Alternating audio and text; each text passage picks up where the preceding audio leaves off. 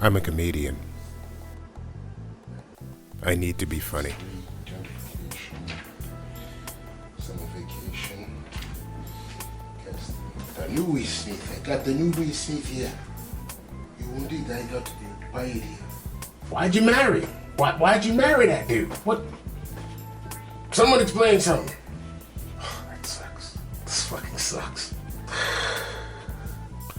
But I don't want to end up being a joke to my daughter. Best father in the world. Wait, whoa. Whoa.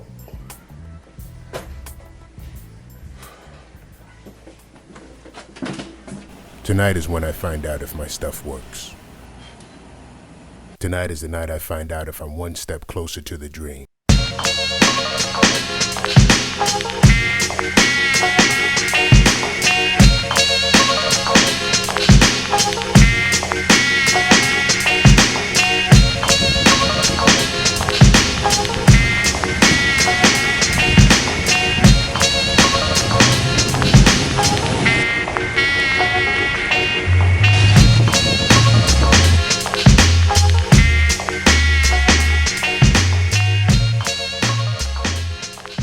This mic gives you control of the room for 8 minutes on this corner at this Soul Food Supper Club.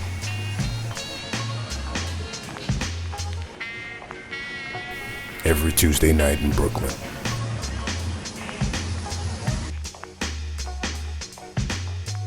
This is the 5-spot supper club on Washington Avenue and Myrtle Avenue in Brooklyn, New York. I started the Tipsy Hustle mic here 6 years ago. Still waiting for something to happen. My Father's Day was good. My daughter defended me on Father's Day. It was quite beautiful. My wife was talking to her father. She says, "I love you, Dad. You're the best father in the world." My daughter, no shit, goes, whoa, wait, what? No.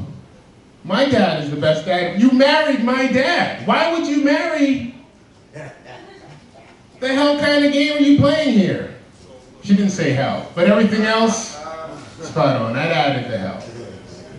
What's your name? What's my name? You're interviewing me, man. You don't know my name?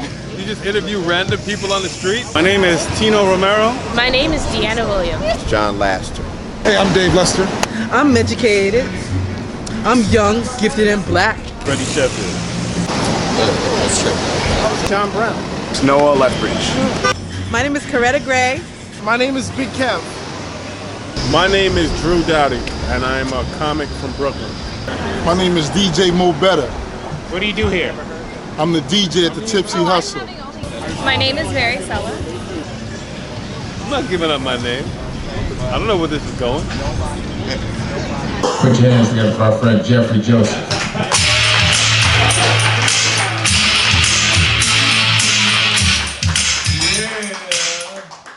Yeah, shit, those are the old days, man. Sim used to run this show. Sim used to run this show like a show. Remember the shit? There would be like 2 people in the audience, and he'd be like, I'm gonna put you up 4th because I want you to close. Fuck am I gonna close? No, what I like about this mic is that it used to be a little bit of a hood mic, but not really a hood mic. I live in Bed-Stuy down the street, and my landlord just knocked on my door and raised my rent. How much? Take a guess. $300. $500 a month. And just the fact that you would guess that shows how fucked up that is. It was like kind of a hood mic, but you could do intelligent stuff and you know, take some risks and stuff. And he didn't even get right to it. He got all Jamaican on me. Knocked on the door, he was like, you know, my wife and I have been conversating.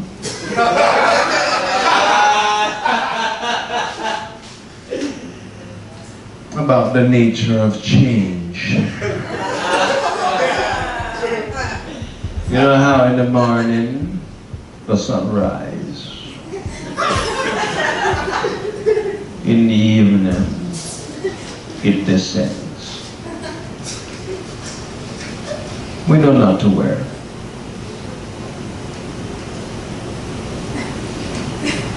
That gives rise to the days of the week, you know. Monday, Tuesday, Wednesday, Thursday, Friday, Saturday. Lord's Day, of course, is Sunday. Day of rest, recuperation.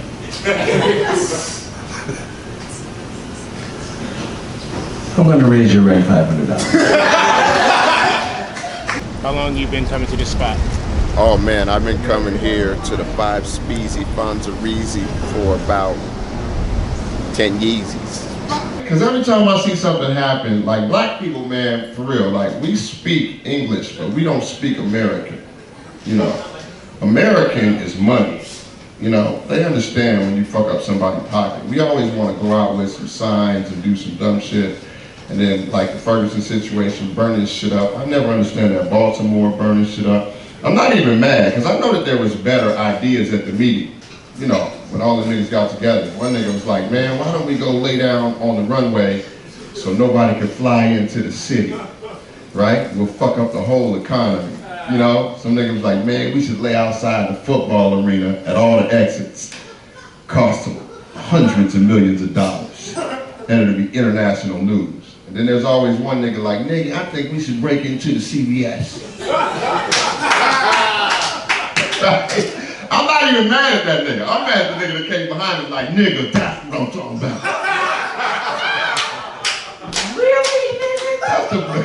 That's the best we could do? Goddamn.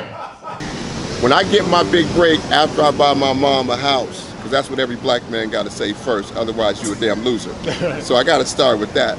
After I buy my mom a house, it's going to get ugly. I'm going to be the wildest, you know, I'm going to make Charlie Sheen look like Steph Curry. God damn it. I don't have that type of game either. I would be an ambush predator. That's right. That means I gotta wait around for a chick to come over and say something nice to me before I go get the pussy. Yeah, and they gotta say something really nice, because I don't pick up on small cues either. There, you ever watch the fucking Discovery Channel or some shit like that? You ever see the alligators waiting by the water's edge? That's how I get pussy. Yeah, sitting there at the edge of the water like this. This is me at the bar. And I wait till one of these bitches say something. And then as soon as the chick come over, like, oh my God, you were really funny. I'm like, that's what I'm talking about. That's what I'm talking about right there.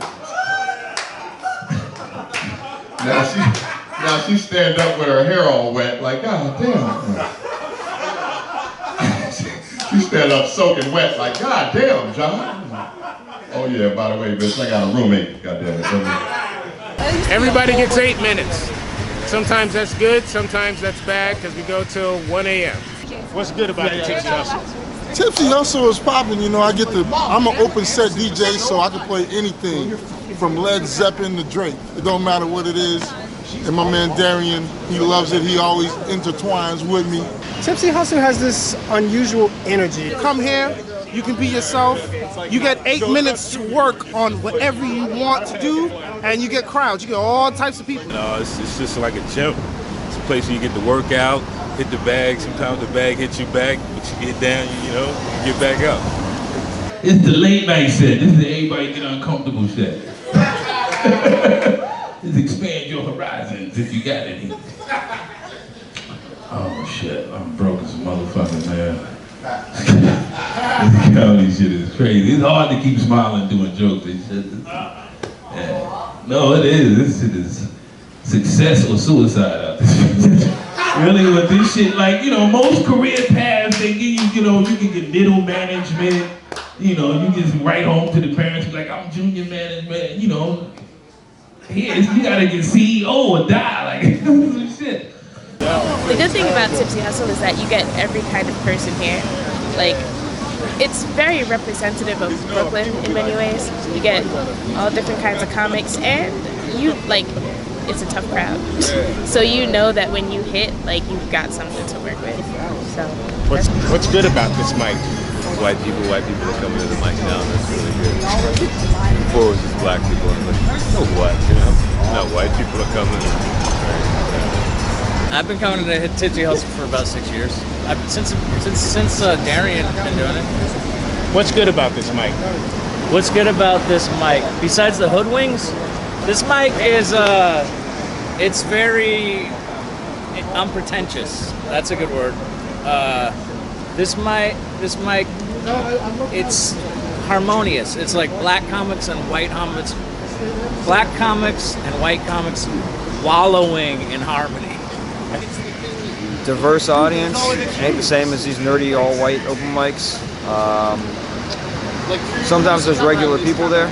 They're not always paying attention, but it's a challenge. You can try to get them to pay attention. When they do, they're really into it. Me and my girl at the store, this is what my girl says to me. See, this is her you. We're at the store. My girl says to me, could you please hold my purse for a few minutes? I'm like, yo, come on. I'm gonna look like a pretty big pussy holding 2 purses. No thanks to that shit. Nothing my girlfriend said. My girlfriend told me that we're moving too fast. I'm like, what do you mean we're moving too fast? Is it because we're spending Christmas with my family? She's like, stop calling my family that. What sucks about Tipsy Hustle? What sucks about Tipsy Hustle? I don't know if I should say this on camera. What sucks about it? White people. White people are coming. What sucks about it is that white people are not coming. It was open vodka bar from 8 to 9. So it wasn't like I was getting drunk people. I was getting fresh, like right out the oven drunk, like Krispy Kreme donut drunk ass people that was just ignorant, man, and they had to contend with them. You get alcoholics, heroin addicts, and comedians, and all types of people, and you might not get a laugh. Sometimes it's hard. You know, sometimes you get those really good sets, and then the following week you want the same thing you had last week, and it's not there. It's light. Maybe a lot of comics didn't show up. We got no audience. The AC's not on. The mic is not working. The DJ's not there. You know, all the elements that you depend on to have a good set is not there. I basically kind of hear almost the same routine from the comedians working on it. They're working on it, but they're not tweaking it. They need to tweak it a little bit, just a little bit. Like, what's bad about the mic is that it's like 4 hours long. And I'm at the end. So glad I got 3 people here. 4. One. Thank you. This is live comedy. We need audience. No, for the cameras, we got 50 people in the room. It's a nice, intimate crowd. But you still got, now you got to dig deep. So that kind of sucks, but it's also the blessing too, because it just makes you stronger, you know? But there's a difference between broke and fucked up. And you can tell right in the words, like, you know, like right away, because broke is 1 syllable quick, because that's what being broke is. Next week, get a job, you back on your feet. You know, poverty, that's 3 syllables. Right there lets you know that poverty is at least 3 times more fucked up than broke. Like right there, just it's in the wording. Now if you look at the word broke long enough, you see right in the middle of the word broke is the word okay.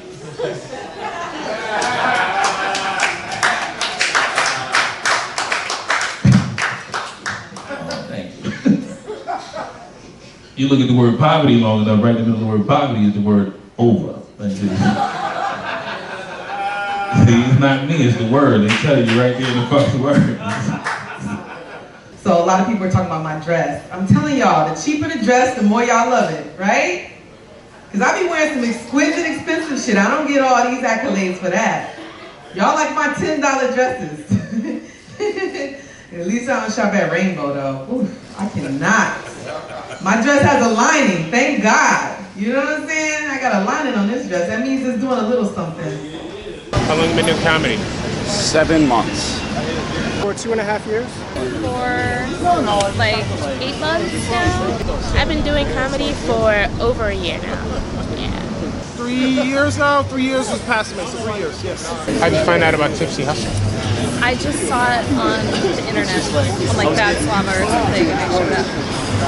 I found out about it on badslava.com. Actually, Badslava, that website with all the open mics on it. Yeah, so I was just starting out, so I had to look at something. Well, one day I was walking down Washington Avenue and I saw this guy stumbling around, and I asked him if he was okay. He said, I'll be all right. Turns out that was Neruda. So I followed him in to the 5 spot here, and he said, do you do comedy? And I said yes, and he said, well, you can sign up. And that's how I discovered about Tipsy Hustle. How'd you hear about Tipsy Hustle? I heard about Tipsy Hustle from Tipsy Muscle, I said Tipsy Muscle. Tipsy Hustle from the badslava.com. Okay. So like, and then also there's another free mic website. Kind of just saw it and saw that it was 8 minutes, and I thought that's more time than 5 minutes. I'm gonna do it, and I like it. Sometimes it's just so silent, and you just have to stay up there for 8 minutes and just listen to yourself. But all I keep thinking is, I am so glad I am not a guy. Because when you guys meet a new coworker, you're basically like shaking their hand like, hey, nice to meet you. I'll probably see your dick in the bathroom sometime. Right? Have you guys seen like a women's version of catcalling like on the internet? It always looks like a fail to me because they always say shit like, hey guy, your arms look big enough to hold me in emotional distress. Yeah! Like that is in no way equivalent to the shit they're doing right now. At all. So I decided I'd come up with one. Yeah. So I'd be with my homegirl, because I'm not doing that shit alone. So I'd be like, hey girl, don't he look like he got big feet? Yeah? Alright. Hey dude! Do the kicks match the dick? Yeah! Oh, so you just gonna ignore me, right? It's like being a boxer, right? Where you train to do 5 minutes, and then as soon as you do 8, you're like, oh, I'm out of shape and I suck. So that's the coolest thing. Tipsy Hustle is, for me, the place that I go to bomb and feel the hatred of the crowd so that it can make me funnier. Honestly, I could say nothing bad about it. Every experience that I have here was just breathtaking, and it was like more than welcome. Like, I love it. Father's Day just passed. Man, I had a blast with my dad. I went out to IHOP, it was just me in an empty chair. For these guys, it seems like free therapy. You know what I mean? The drinks aren't cheap, but I feel like I'm like kind of, supplementing their therapy, their process of dealing with their issues. Like for a while, I didn't even fuck with Twitter. It took me a while to even join that. Because to me, Twitter sounds like a really, really, really small vagina. You know what I mean? Y'all heard of beauty is pain, right? And that's true, and I have the battle scars to prove it. Got some terrible scars on my back because I bought one of like it's supposed to be one of the best strapless bras on the market. Gentrification only works one way. Because when black people try to gentrify, you get crosses burning in your yard. Like, get the fuck out. Bringing down property values. All I know is if there's a woman inside of me, that bitch is gonna have to die there. It's like open mic tragedy, kind of, is what I've said in the past, I think, is the phrase I use, open mic tragedy.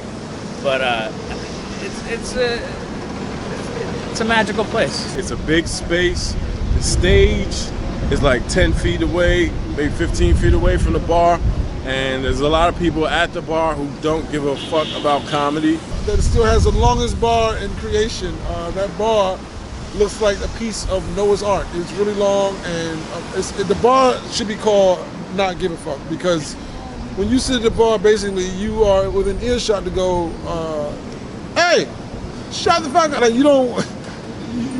I think we're heckling them, actually, is what we're doing. It's just, you just come with your heart and soul, and sometimes it's so real in there that you might not get it, but it's just one of those places you got to keep coming back. Like, I'll get them next week. So that's why I come back. That's why I think it's the best and worst place in Brooklyn. How y'all doing? All right, yeah. I know y'all looking at me like, how the fuck we ended up on the C train? I should get Father's Day to do what the fuck I want to do. This is not happening. I got taken to breakfast. Y'all looking at me like, what's wrong? I got taken to Red Lobster for breakfast. I'm allergic to seafood, first of all. And second of all, I paid. So, fuck this fucking, this is the worst Father's Day ever. All you are bad. I hope you don't make it. None of you make it. I'm in a bad mood, man. I've been arguing with my girlfriend all fucking week. Yeah, man. She's in a bad mood. She just lost her job. She was working for the NAACP. Yeah, she got fired, man. It's been rough. And she lied to me too, man. This whole time I thought I was dating a sister, man. Turns out I'm in an interracial relationship. She's struggling though, she's looking for work, but she knows she just got a call back to audition for season 2 of Empire, so hopefully she gets that shit. A lot of people make that mistake when they look at me. They think I'm homeless and shit, you know? They don't understand my life and shit. They don't understand that I look like this because I am an actor that happens to be homeless. I'm an actor first though, bitches. I'm an actor first, alright? Recognize that shit, man. I grew up in the hood, watching people fight outside, just walking up on fights already in progress. That's where I learned my international policy from, watching fights already in progress. Because when I used to see a dude and a chick, you know, fight like a domestic dispute where a dude was fighting a chick, automatically I jump in for the woman. Like 5 times it's happened my whole life, and I'm 5 for 0. Every fucking time I jumped in for the woman's behalf. Hey, what are you doing, dude? And then I get into it with this dude. You know what happened? The bitch hit me in the back of the head every fucking time. Every 5 times the chick hit me. You know what that teaches me about foreign affairs? Not to get involved with nothing you didn't see happen in the beginning. If you didn't see the beginning of the fucking dispute, do not get involved. Now I'm fighting for ISIS and I didn't realize this bitch was blamed all the fucking time. Jeb Bush has to win. He has to. Because if he was to lose, that means his brother George W. could look at him like he's the stupid one. Like, what, you don't even know how to steal an election, yo? The difficulties of being a female comic are keeping all of the male comics straight. There are so many of them, and they're really nice, but sometimes guys come up and talk to me and they're really friendly, and I'm like, you look like 20 other people and I have no idea who you are. There are just too many guys. Because if I'm funny, I'm funny. What I do hate though is like next comedian coming to the stage, or this next female comic. Like, no, comedian. Right. Yeah, that's my main gripe right now. Okay, well, yeah, it's tough being a woman in comedy because, you know, men help each other and they never really think about women unless they want to go to bed with her. New people, it's stressful, right, to meet new people in general. More stressful to meet coworkers. I've been single a very long time. I've been single for 5 years. That's a long time to be single. Don't ask me why. Maybe because you don't want me. That's why I'm single. This is the dude that rejected me 2 summers ago. He's gonna ask me why. That's cute, Freddy. Oh, now you don't have nothing to say. I'm glad it hasn't been too hot. Because I can wear the same shit that I wore in the winter. And that also means I don't have to shave yet. No offense, but I mean, this guy came up to me last week, he was like, hey Marianne, he gave me a high five, and I was like, I've never seen you before. Yeah, you could be 25 other guys. Guys come up to me all the time talking to me, I'm like, Brian? Matt? Anyway, back to summertime. I love it. Because I look great, I lose weight, and I like to look at other women's bodies. I like to look at women's toes to try and guess what their vaginas look like. So far, all ugly vaginas. If you have to have a follow-up, pretty much. Like, tell me something like, hey girl, your hair is looking healthier than a motherfucker right now. I bet you put African berries and essential oils all up in that shit. What makes a good comic? What makes a good comic? What makes a good comic? Oh man.